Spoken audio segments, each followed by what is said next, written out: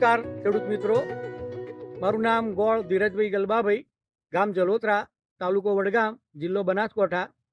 છેલ્લા 3-4 વર્ષથી કોન્ટ્રાક્ટ ફાર્મિંગની અંદર મેં આઈફોન કંપનીના બટાકા વાવું છું. જેની અંદર બિયારણની વાત કરીએ તો બિયારણ એ આઈફોન કંપનીનું ખૂબ સરસ અને ઉત્તમ આવે છે, જેથી એના ઉત્પાદનમાં બી ફરક પડે છે, સારું થાય છે.